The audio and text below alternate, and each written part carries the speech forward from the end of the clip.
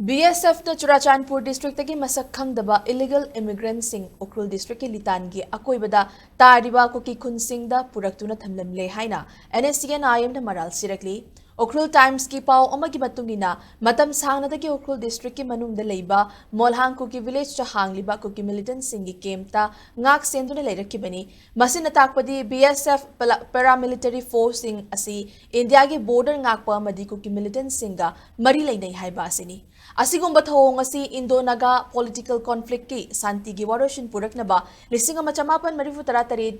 ceasefire tawduna political dialogue sa thariba Nscn da chawna singnaba madi ikaiba piba amani hairi Manipur da India gi paramilitary force singna Kuki militant singda logistic amadi material gi mateng pangduna lakli haibasi anauba amanate Chaychat listing ang machamapan marifutaragi, matamda Manipur lingakna, Kuki militant sing buyok na same duna, Nscn gathengna na ba honakibani. Hiramasada Manipur police su Kuki militant sing da marilay na haiba fong na khang na ba kudam changda matam karagi matung da khang naraklagani, maramdi Molhang Kuki village na lady ba Kuki militant sing da Manipur state police na polam sing mating pang balaykre, Assam rifles asi Kuki militant singa achobo mari lainai haibasidi khangna duna leiraba wafamni makhoi gi gari dagi Kamjong district ki mafam singda amadi atai district singda Kuki militant sing